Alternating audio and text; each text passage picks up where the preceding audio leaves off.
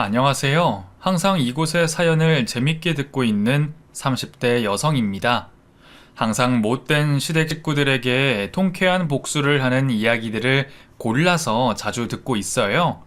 저에게도 그리 심각하진 않지만 제 인생에서는 큰 충격으로 다가왔던 사건이 있어서 여러분들에게 이야기를 해볼까 합니다. 마마보이 남편과 아들만 끼고 돌던 시어머니에 대한 이야기예요. 그러면 그 솜씨는 부족하지만 제 이야기를 시작해 보겠습니다. 남편과 저는 지인의 소개로 처음 만나게 되었습니다. 20대 후반, 아직까지는 결혼 생각도 급하지 않았고 한참 일하고 친구들과 여행 다니기 좋아하던 저는 굳이 소개팅을 해야 할까 싶었지만 제발 한 번만 만나보라는 지인의 부탁 때문에 마지못해 그 자리에 나가게 되었어요. 안녕하십니까? 저는 김인혁이라고 합니다. 연수 씨를 이렇게 만나 뵙게 되어서 정말로 영광으로 생각합니다. 긴장을 많이 했는지 제 얼굴도 제대로 쳐다보지 못하고 인사를 하는 그 남자를 보며 저는 저 사람이 대체 왜 저렇게까지 떠는지 몰랐어요. 그런데 알고 보니 그 남자는 저를 이미 알고 있었더라고요. 사실 제가 연수 씨 사진 보고 반해서 소개 좀 시켜달라고 조른 겁니다. 그래서 이렇게 나와주셔서 정말 감사드려요. 지인을 통해 제 사진을 보고 저를 소개해달라 자리를 마련했다는 남자의 설명을 듣고 저는 당황스럽기까지 했었습니다. 사실 인혁 씨의 첫인상이 제 스타일은 아니었어요. 인상은 서글서글하니 좋아 보였지만 살짝 통통한 체격에 숫기 없는 듯한 모습이 제가 바라던 이상형과는 거리가 멀었죠. 그래도 지인의 부탁으로 나간 자리였기에 마음에 들지 않는다고 박차고 일어날 수는 없었습니다. 억지로 엉덩이를 붙이고 앉아는 있었지만 저는 남자가 마음에 들지 않았고 그냥 일회성 만남으로 적당히 시간만 때우다 나오려고 했었죠. 그렇게 별 의미 없고 어색한 첫 만남 자리가 끝이 나고 저는 다른 좋은 인연을 찾으시라는 말로 거절을 대신했습니다. 제가 그 정도로 말을 하면 금방 포기를 할 줄 알았는데 그 남자는 참 끈질겼어요. 제가 연수 씨한테 어울리지 않는 남자라는 거 알고 있습니다. 그래도 제가 연수 씨에게 잘 맞출 자신 있어요. 뭐든지 연수 씨 원하는 대로 할 테니까 딱 3번만 만나주세요. 예? 그러고도 마음이 안 내키신다면 그때 제가 깔끔하게 포기하고 다시는 만나달라고 하지 않겠습니다. 죽은 사람 소원도 들어준다는데 제발 제 소원 한 번만 들어주세요. 제가 정말 마음에 들었는지 그렇게까지 부탁하는 사람을 보며 저도 매몰차게 거절만 할 수는 없었습니다. 결국 저는 마지못해서 그 남자의 부탁을 들어주기로 했고 앞으로 3번의 만남을 약속하게 되었습니다. 솔직히 그때는 설마 3번을 더 만난다고 해서 제 마음이 달라질 거라고 생각하지 않았어요. 제 이상형이 아니었던 것도 확실했고 그런 상황에 3번이던 30번이던 더 만나봤자 좋아질 것 같지 않았으니까요. 하지만 인혁 씨는 고작 3번의 만남 만에 제 생각을 바꾸어 놓았습니다. 저를 만날 때마다 제가 마치 공주가 된 것처럼 대해주며 제게 지극정성을 다하는 인혁 씨의 모습에 저도 모르게 점점 마음을 열어가게 되었어요. 고작 3번의 데이트였지만 그 3번의 만남 동안 인혁 씨는 정말 정성을 다했습니다. 내가 뭐라고 이렇게까지 하나 싶을 정도로 착한 그 남자의 모습에 저도 감동을 했던 건지 그 뒤로도 계속 만남을 가지게 되었어요. 인혁 씨는 첫눈에 반할 만한 남자는 아니었지만 요즘 보기 드물 정도로 착하고 순진한 남자였습니다. 웃을 때마다 고개를 돌려 수줍게 웃어 보이는 그 모습에 제가 넘어갔던 것 같아요. 결국 저희는 그렇게 연애를 시작하게 되었습니다. 연애 생각이 별로 없던 저의 마음을 돌릴 정도로 제게 잘 보이려 애를 쓰던 남편은 연애 후에는 이전보다 더 잘하려 애를 쓰며 제게 완벽히 맞추어 주었어요. 처음 연애를 할 때 제게 궁금한 게 많다며 이것저것 사소한 것까지 묻던 남편은 이후로 제 음식 취향, 성향, 심지어는 제가 좋아하는 향수의 느낌까지 신경 쓰면서 말 그대로 저를 위한 남자가 되어갔죠. 어? 옷 샀어? 이거 내가 좋아하는 색인데 예쁘다. 근데 인혁 씨가 이런 컬러 좋아하는지 몰랐는데? 당연하지. 연수 네가 좋아하는 색으로 일부러 고른 건데. 뭐야, 내가 좋아한다고 옷 색깔까지 맞추는 거야? 그럼 내가 무슨 취향이 있나. 그냥 연수 네가 좋아하는 대로 맞추는 거지. 연수 네가 좋아하는 거라면 나도 다 좋아.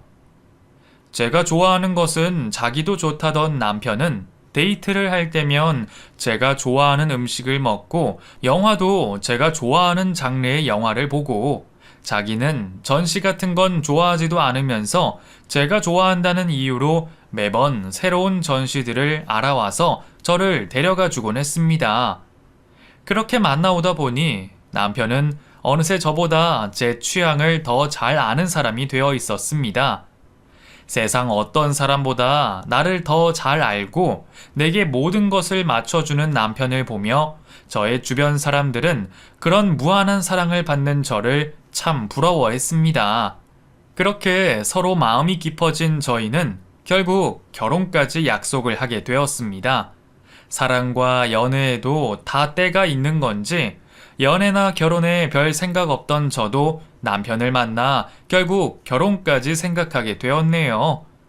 결혼을 약속하고 걱정하며 시어머니께 인사를 드리러 갔던 저는 저를 누구보다 반겨주시는 시어머니를 보며 마음을 놓았습니다. 어머, 네가 연수구나. 세상에, 그동안 말만 들었지. 이렇게 보게 되니 너무 반갑다. 그동안 얼마나 보고 싶었는지 몰라.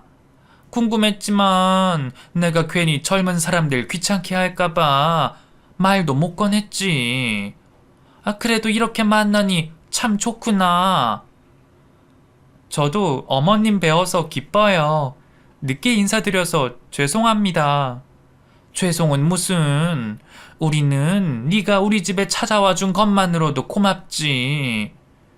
제게 다른 것은 아무것도 묻지도 않으시고 마냥 저를 반기시는 시어머니를 보며 저는 남편이나 시어머니나 다들 참 좋은 분들이라는 생각을 했어요. 어머님 혼자 아드님을 키우시면서 고생도 많으셨을 거고 그만큼 욕심도 있으셨을 텐데 시어머니는 제게 뭐 하나 바라지 않으시고 저희의 결혼을 축복해 주셨습니다. 그런 덕분에 저희는 별다른 문제 없이 무사히 결혼식까지 잘 치를 수가 있었죠.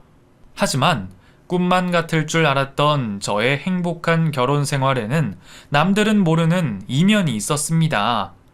남편이 홀어머니 밑에서 자라서 어머니와 각별하다는 건 알고 있었지만 그걸 가지고 크게 걱정하지는 않았어요. 하지만 결혼 후 알게 된 남편의 진짜 모습에 저는 크게 당황스러웠습니다. 분명 결혼식까지는 제 의사대로 따라주고 별말 없던 남편이 정작 결혼 후에는 제 말이 아니라 어머님 말씀을 들으면서 사소한 것 하나까지 어머니에게 물어보며 어머니가 시키는 대로 하려 하는 겁니다. 오빠, 공과금이 미납이라는데 알고 있었어? 아, 그거 내려고 했는데 깜빡했네. 내가 저번에 계좌이체 신청해 놓으라 그랬는데 안 했어? 계좌이체 해두면 매번 안 내도 되잖아. 아, 그게 있잖아. 내가 엄마한테 물어봤는데 계좌이체 해두면 가끔 2번 빠져나가거나 잘못 이체되는 경우가 있대. 아, 그런 건 매번 일일이 확인하고 해야 한다고 엄마가 하지 말래. 뭐? 그걸 뭐하러 어머님께 물어본 거야? 엄마가 우리보다 더 잘 아니까 물어본 거지. 알고 보니 남편은 너무나 심각한 마마보이였어요. 뭐 이런 걸 물어보나 싶을 정도로 사소한 것 하나하나까지 다 시어머니에게 물어보고 실천을 하는 성격이었던 거죠. 처음에는 중요한 것도 아닌데 그렇게까지 하는 게 이해되지 않았지만 남편이 여태 살아온 습관이라기에 이해를 하려 했습니다. 결혼 전 습관이니 결혼하고서는 천천히 고쳐가면 될 거라고 생각했거든요. 그런데 남편의 의존도는 제 생각보다 심각한 수준이었어요. 말을 하려면 자기 얘기만 하면 될 것을 심지어는 제 얘기까지 모두 전해서 남편은 별것 아닌 것부터 부부 사이에만 나눠야 할 중요한 일까지 모두 시어머니에게 전달하고 있었습니다. 연수 너희 집에 둘밖에 없다고는 하지만 잠잘 때는 옷도 바지도 입고 자야 한다. 여자는 자고로 하체랑 배가 따뜻하게 지내야 해. 네?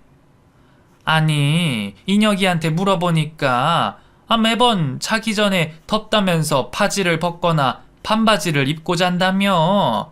그거 좋지 않아. 네가 애도 빨리 가지고 싶다며. 그러면 더 네 몸에 신경을 써야지. 그리고 너희 부부 관계하는 날은 내가 받아와 주마. 내가 잘 아는 용한 사람이 있는데 그 사람이 받아준 날 애를 가지면 아주 똘똘한 애가 나온단다. 어머니, 감사하지만 그런 건 저희 부부가 알아서 할게요. 너는 아줌마가 되고도 이런 말이 민망하니? 나도 너처럼 똑같은 여자고 아는데 뭘 이런 거 가지고.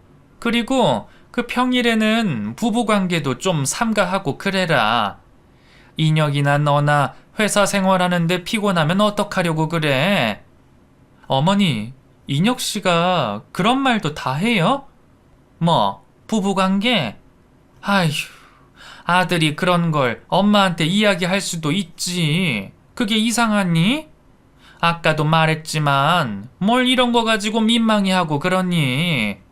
그리고 우리 아들은 엄마한테 뭐든지 말하는 효자야, 효자. 살림과 다른 이야기는 부모 자식 간에 이야기할 수 있다고 생각했어요. 그런데 부부만 알아야 하는 다른 사람들에게 말하기 민망한 내용들까지 남편은 어머님에게 곧이곧대로 이야기하고 있었죠. 그뿐만이 아니었어요. 저희 친정 일까지 할 말 안 할 말 가리지 못하고 모두 시어머니에게 전했고, 남편에게서 제 소식을 전해 듣던 시어머니는 저의 일거수일투족을 감시하듯 제게 잔소리를 하셨습니다. 남편이 시어머니에게 가리는 말이 없다 보니 시어머니는 사사건건 저희 일에 참견하며 저를 피곤하게 만들었죠. 기가 막혔던 저는 남편에게 크게 화를 내며 따져 물었습니다. 오빠 뭐야? 대체 어머니한테 무슨 얘기까지 전하는 거야? 어머니가 어떻게 우리 사이의 일이며 내 개인적인 얘기까지 다 알고 계셔? 아니, 엄마랑 얘기하다 보니까 나도 모르게 얘기가 나와서. 그리고 중요한 일은 엄마도 알고 있어야지. 뭐? 그게 왜 중요한 일이야? 나는 사생활도 없어? 어머니가 다 아셔야 할 이유라도 있어? 누가 그렇게까지 얘기를 해? 앞으로 우리가 나눈 얘기들 내일 절대로 시어머니한테 말하지 마. 아니, 그래도 우리 엄마도 알 건 알아야지. 다 한가족으로 걱정해 주시는 건데. 우리끼리 결정하고 판단하다가 뭐가 잘못되기라도 하면 어떡해? 오빠 어른 아니야? 나랑 결혼까지 했잖아. 오빠가 결혼 전에 어머니한테 얼마나 의존했는지 모르겠지만 나랑 결혼하고 가정을 꾸렸으면 이젠 어머니 그늘에서 벗어나야지. 아니, 이렇게까지 마마보이인 사람이 나랑 연애는 대체 어떻게 한 거야? 설마 그때도 하나하나 다 어머니한테 물어보고 한 거야? 제 물음에 우물쭈물하며 대답 못하고 눈을 피하는 남편을 보니 정말 기가 막혔습니다. 설마 설마 하고 물어본 얘기였는데 진짜로 연애 때부터 시어머니 말을 듣고 저랑 연애를 했었던 거예요. 그 얘기까지 알고 나니까 저는 사기 결혼을 당한 기분이었습니다. 대체 내가 알고 있던 사람이 남편인 건지 시어머니인 건지 혼란스러워졌죠.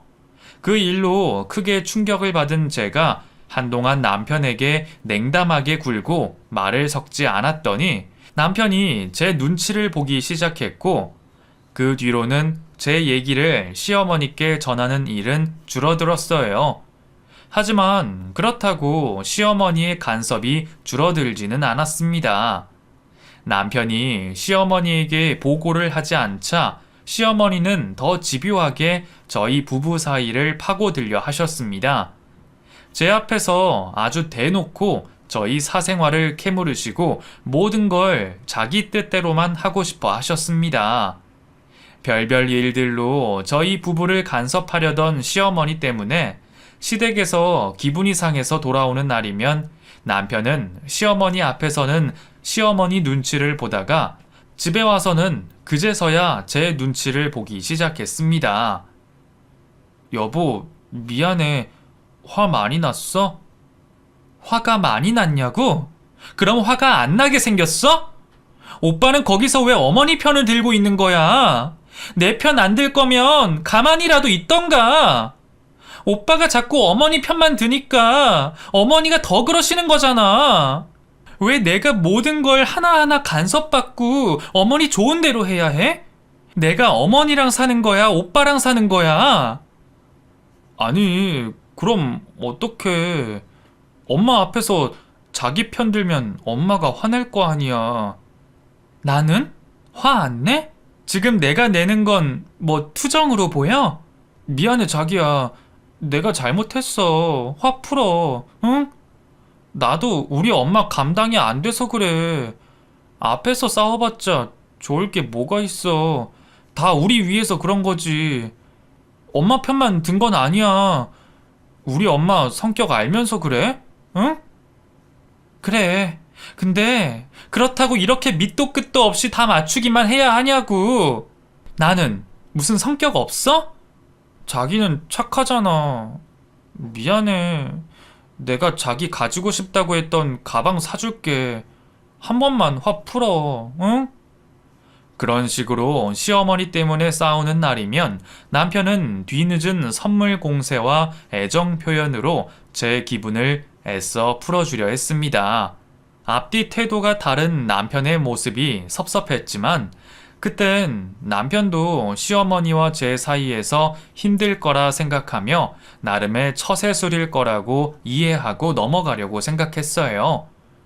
남편이 시어머니 편을 들기는 하지만 여전히 저를 사랑했고 둘만 있을 때는 저한테 정말 잘했거든요.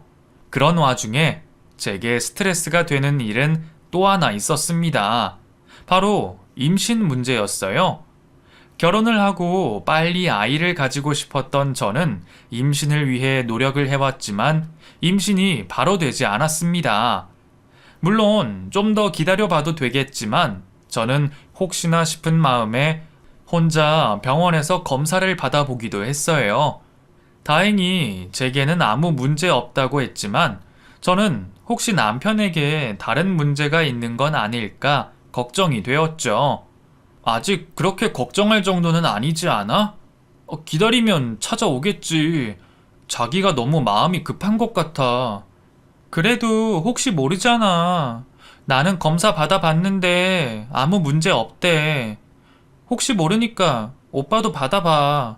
아니면 나랑 같이 가던가. 꼭 그렇게까지 해야 하나? 에이, 알았어. 내가 회사 점심에 다녀올게.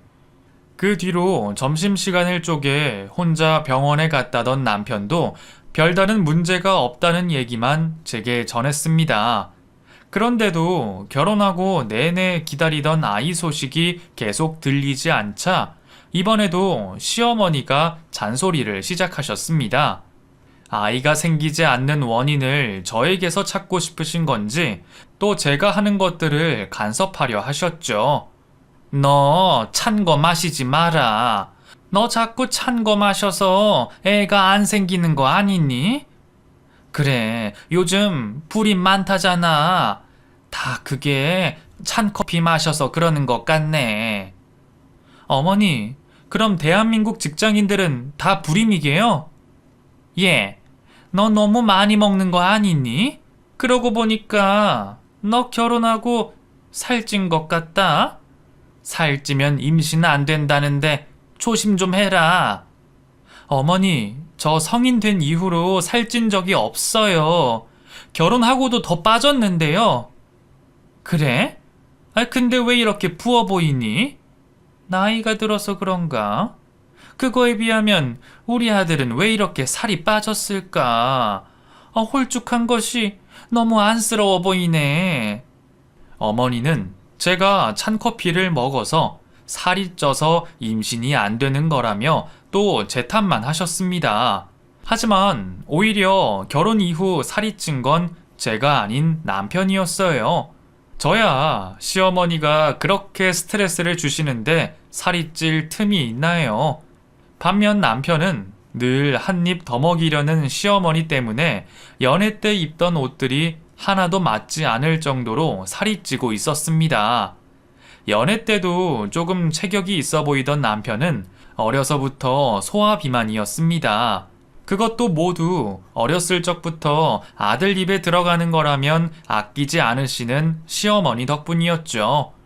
그나마 연애 때는 저한테 잘 보이려고 식단 조절이라도 한 건지 그 정도는 아니었었는데 결혼 이후에는 아주 고삐를 풀어버린 것처럼 먹기만 했고 시어머니는 그런 남편을 말릴 생각도 없이 하나라도 더 해 먹이지 못해 안달이셨습니다.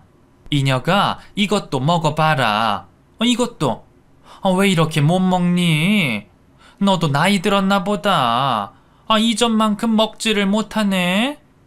요즘 회사 일이 힘드니? 스트레스 받아서 입맛이라도 없는 거야? 어머니, 그 입 많이 먹었어요. 그만큼 먹었으면 더 먹는 게 이상하죠. 이제 그만 주세요.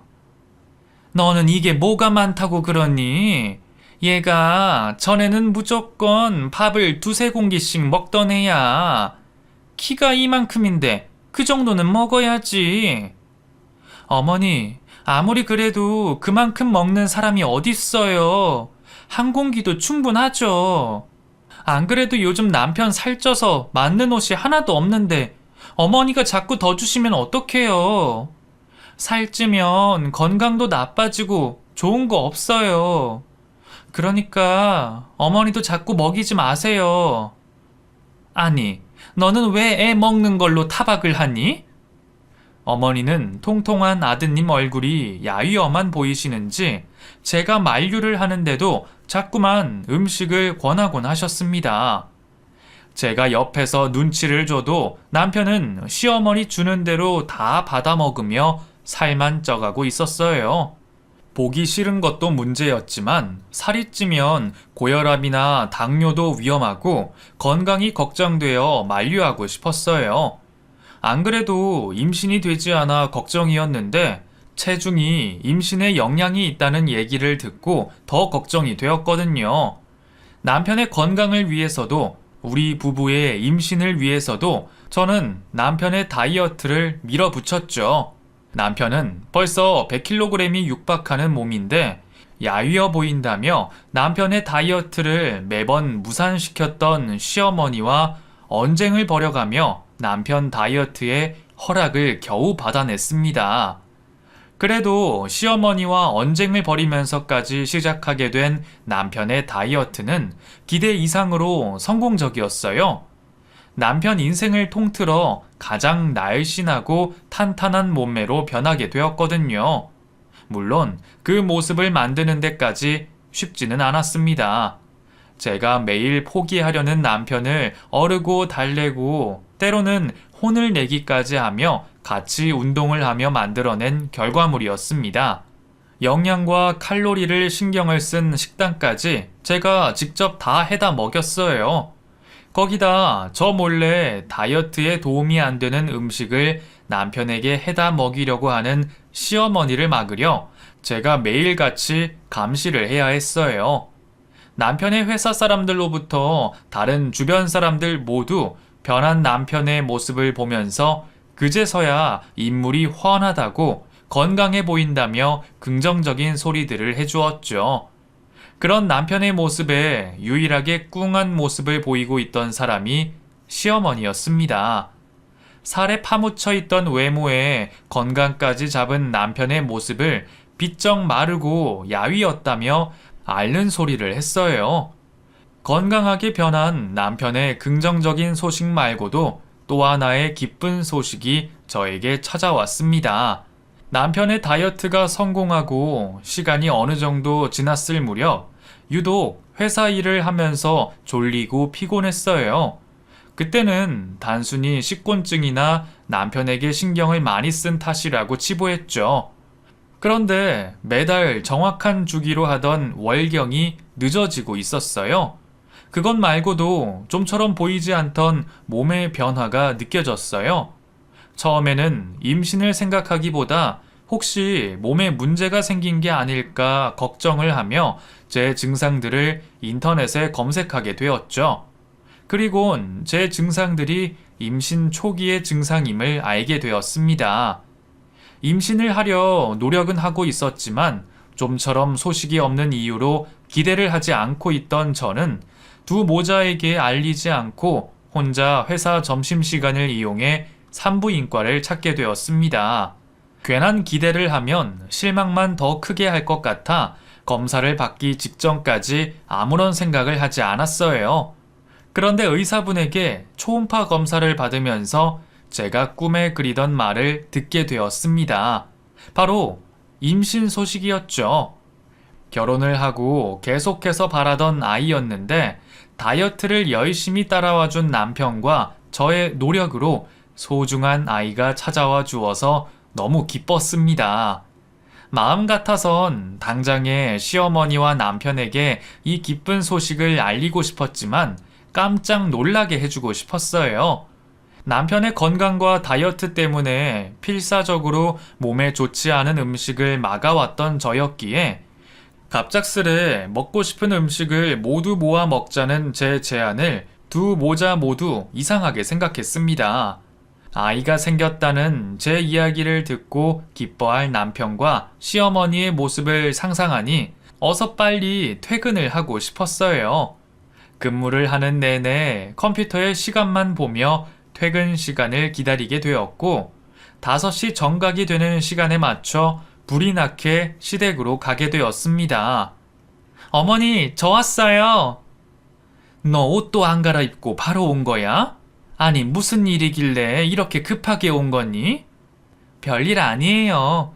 그냥 인혁 씨가 다이어트 한다고 고생도 했고 어머님께서도 아들 마음껏 먹이지 못하셔서 속상하실 것 같아서 겸사겸사 자리를 마련하려고요.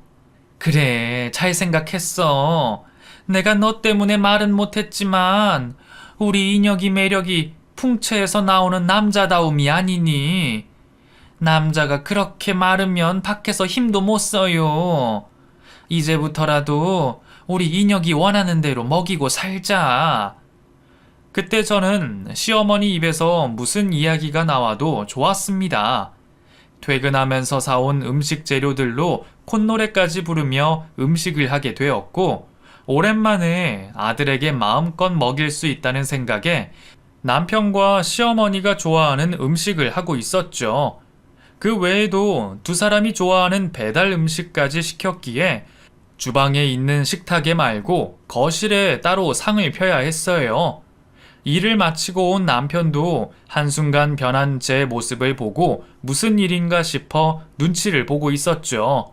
기분이 날아갈 듯 좋은 제 모습을 보고 금방 안심을 하게 된 남편은 간만에 포식하게 생겼다며 옷까지 갈아입고 먹을 준비를 하고 있었습니다.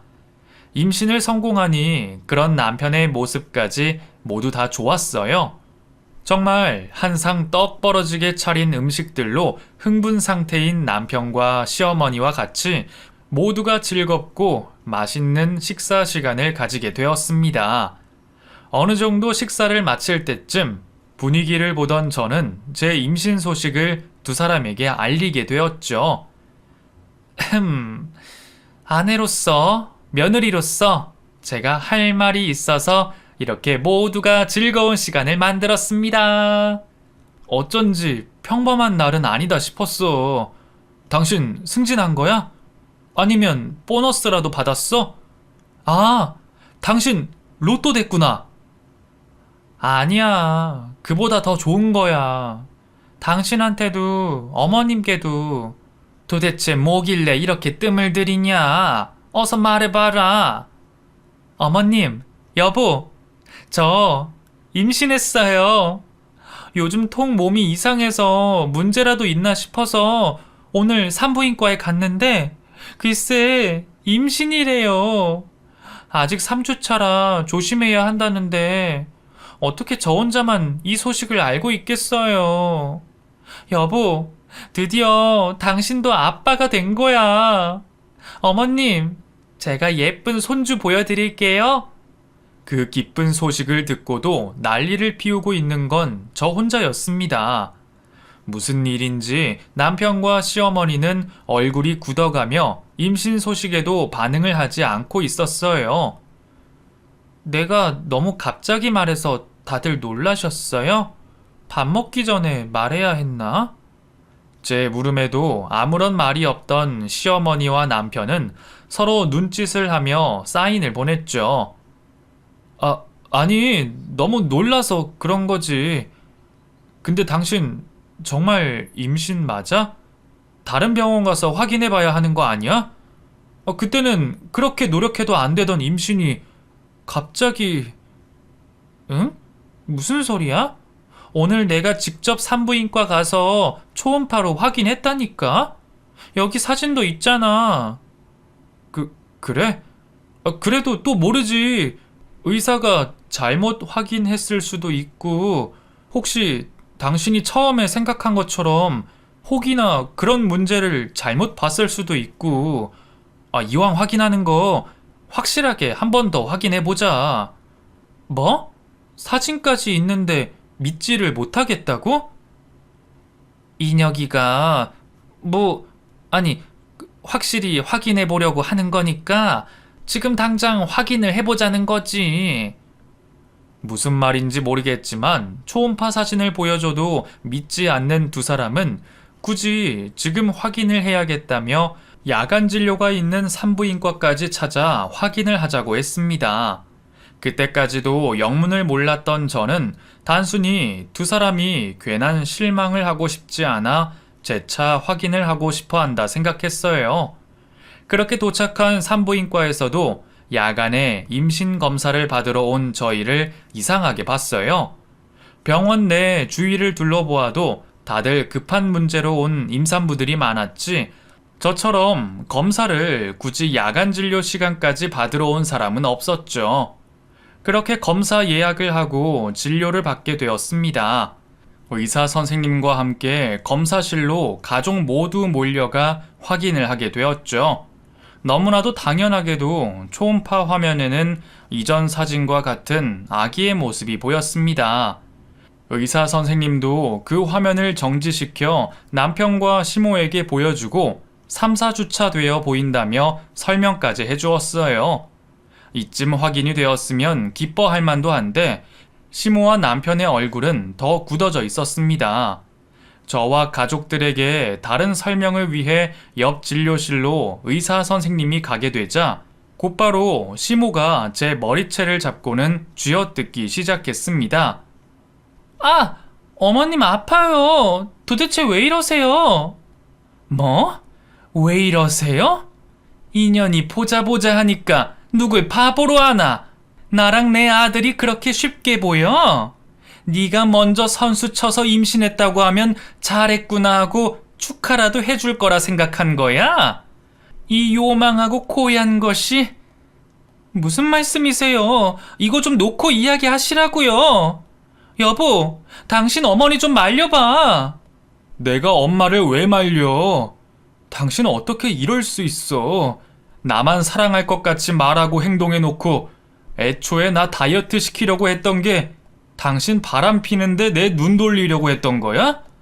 당신이 바라는 대로 한 나한테 이런 기만한 모습을 보여주려고 한 거냐고! 어떻게 나랑 엄마한테 딴 놈 애를 가져놓고 보란 듯이 우리 아이라고 보여줄 수 있어? 아이 도대체 무슨 말이냐고! 바람을 피다니! 병원까지 와서 확인해 놓고 당신 아이가 아니라니! 이것 좀 말려보라고! 나 무정자증이야. 당신이 검사 받으라고 병원 간 날 내가 아이를 가질 수 없는 무정자증이라는 걸 알았다고! 나도 충격이었고 아이를 누구보다 바라는 당신한테 차마 말할 수 없었어. 나도 끝까지 숨기려고 했던 건 아니야. 엄마가 바로 이야기하지 말라고 해서 나도 괴로웠다고, 당신을 속이는 게. 그래도 언젠가는 이야기하려고 했어. 우리 사이가 좀 더 확실해질 때까지. 근데 어떻게 엄마랑 나한테 임신을 했다고 속일 수가 있어?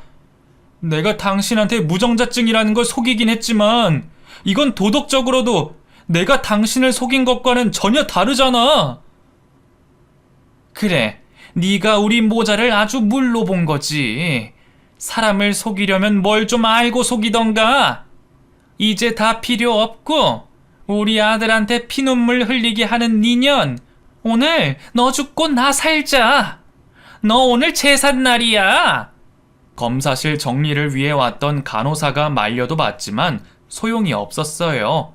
당장에 남편 말이 귀에 제대로 들려오지도 않았고 우선은 제 머리털을 모두 다 쥐어 뜯으려는 시모에게 저항하는 게 우선이었죠.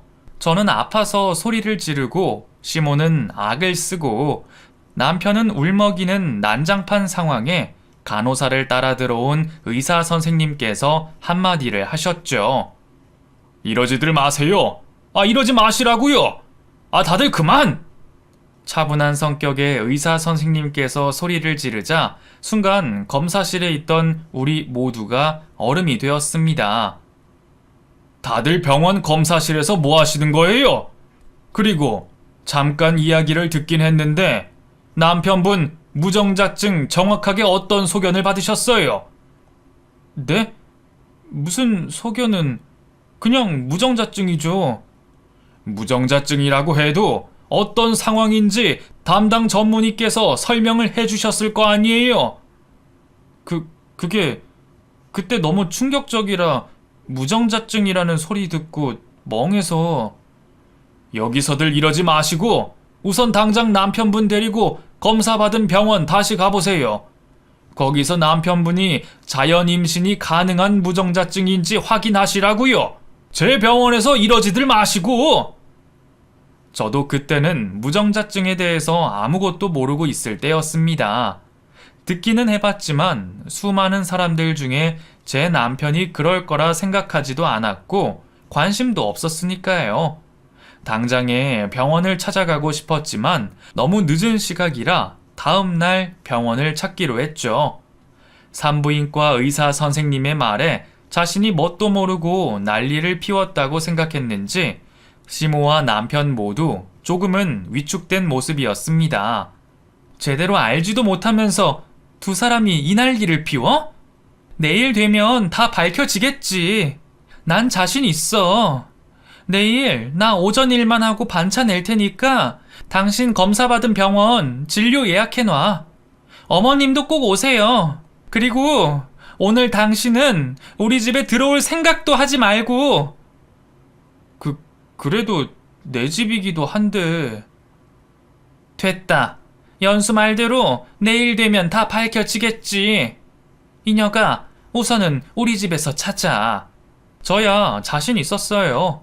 결혼을 하고는 일 관련 제외하고 다른 남자랑 말 한 번 섞지 않았던 저였는데 그런 저를 불륜녀 취급하다니 시모와 남편에게 화가 잔뜩 나서 잠도 제대로 청하지 못했습니다. 임신 초기에는 다른 때보다 더 조심해야 하는데 괜히 저 두 사람 때문에 소중한 아기에게 안 좋은 영향이 갈까 걱정이 되었습니다. 다음날 남편과 시모 그리고 저는 남편이 무정자증을 검사받은 병원에 모두 모였습니다. 보자. 김인혁 씨, 저번에 오셔서 무정자증 소견 받으셨네요. 온 가족까지 오신 거면 저번에 말씀드린 수술 관련으로 오신 건가요?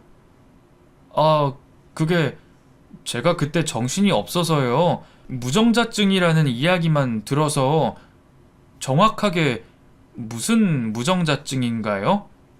폐쇄성이요. 정자는 생성되는데 배출되는 부분에 있어 문제가 있는 거라 시술이나 시험관으로는 충분히 임신이 가능하세요. 의사의 말을 듣고 흥분한 제가 의사 선생님에게 당황하는 남편을 대신해 물어봤습니다. 그러면 혹시 다이어트를 한다거나 신진대사가 좋아져서 아주 낮은 확률이지만 자연 임신도 가능한 거죠? 글쎄요.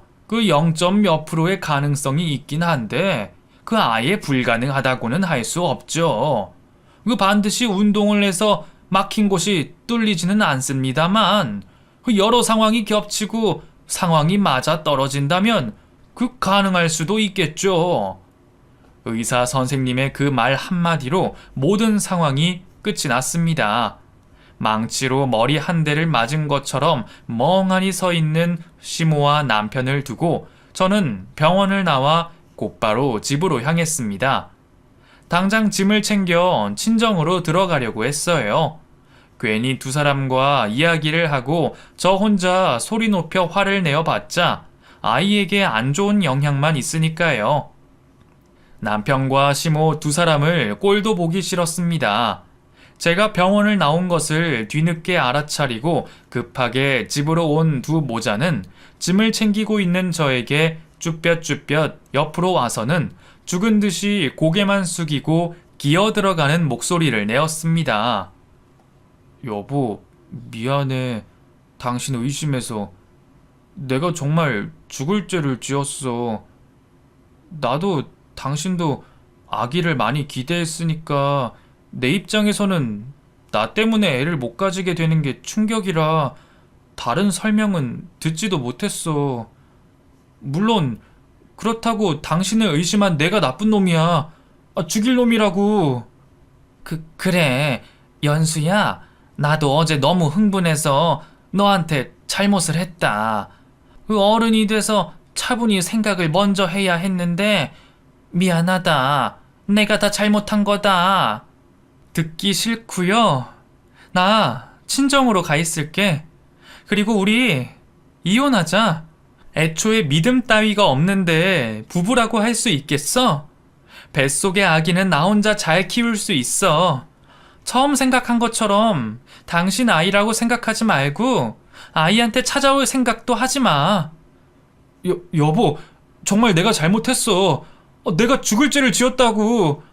이번만 용서해줘.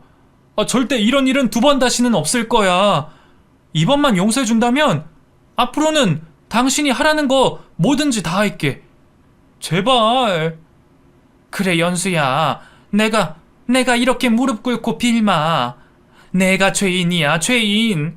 지금까지 내가 인혁이 끼고 돌아서 마음에 안 들어 하는 것도 안다.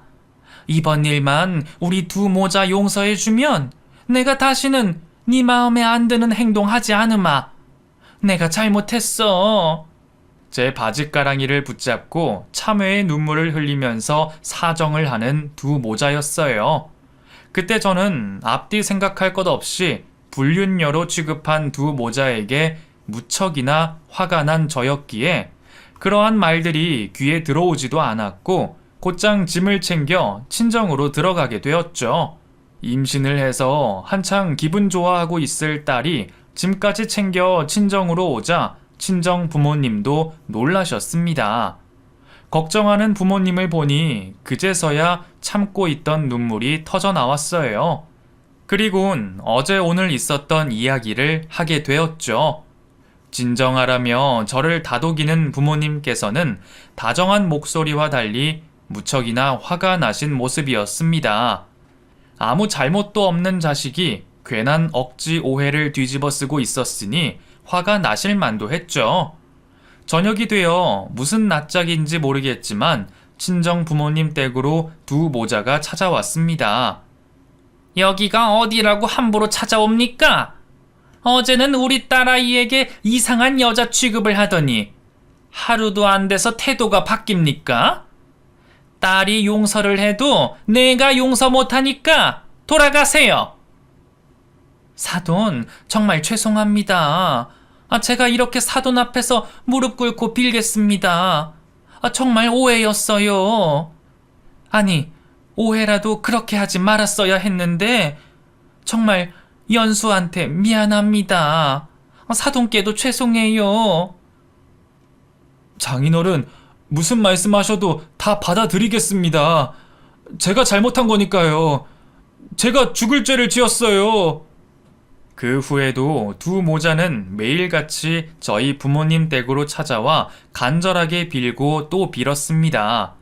물론 그 모습에 당장 화가 풀리진 않았지만 저도 제 감정을 가라앉히고 차분하게 미래를 생각해 보았어요. 그간 마마보이처럼 행동하는 남편과 이를 이용하는 시모 문제가 있긴 했지만 그렇다고 제가 아주 힘들고 모진 시집살이를 사는 것도 아니었고 당장에 자신의 상황을 오해한 사람 입장에서는 눈이 돌아 행동할 수도 있다고 생각했습니다. 무엇보다 화가 나서 막말을 내뱉긴 했지만 아직도 남편을 사랑하고 있었어요. 앞으로 이런 일이 두 번 다시는 없도록 다짐을 받기로 하고 용서를 하기로 생각했죠. 나올 생각을 하지 않는 저를 기다리고 있는 두 모자를 만나러 집 앞으로 나왔습니다. 여보, 나 정말 반성 많이 해. 이번만 용서해주면 당신이 죽으라면 죽고 살라면 살고 뭐든지 다 할게. 연수야, 나도야. 앞으로 뭐든 네 말만 들으마. 말로만 해서 무슨 약속이 되겠어요. 또 어떻게 말을 바꿀 줄 알고요. 이미 불륜녀 취급까지 받았는데요. 아무리 생각해도 괘씸하지만 이번만은 오해라고 생각하고 용서해 드릴게요. 단 각서를 받아야겠어요. 각서 100장, 1000장이라도 쓸게. 당신이 하라는 대로 다 하고. 추상적인 각서 내용은 법적으로도 소용이 없을 것 같아서 저는 두 모자에게 제대로 겁을 주려고 법무법인 회사까지 찾아가서 법적으로도 효력이 있는 각서를 작성하게 되었습니다. 해당 사항을 어길 시 저에게 유리한 조건들로 작성을 하고 공증까지 받게 되었죠. 그 이후 두 모자는 제 말이라면 곧이곧대로 받아들이고 있어요. 남편은 더 이상 마마보이처럼 행동하지 않고 시모도 제 눈치를 보며 괜한 심기를 건드리지 않으려 행동을 조심하고 계시죠. 제 말에는 아예 토를 달지 않게 생각하는 것 자체를 바꿔버렸습니다. 지금은 남편과 저 그리고 태어난 아이 세 식구가 행복하게 지내고 있습니다. 시집살이는 남의 집 이야기고 제 말이라면 죽은 척까지 하는 남편으로 행복한 삶을 보내고 있네요. 저 혼자만의 생각일 수도 있지만 세상에서 가장 편안한 삶을 살고 있는 며느리이자 아내이지 않을까 싶네요. 앞으로는 지금처럼만 같이 온 가족 행복한 시간만 보냈으면 해요. 그럼 저도 글을 이만 적고 구독자로 돌아가 새로운 사연을 기대하고 있겠습니다. 제 얘기 들어주셔서 감사합니다.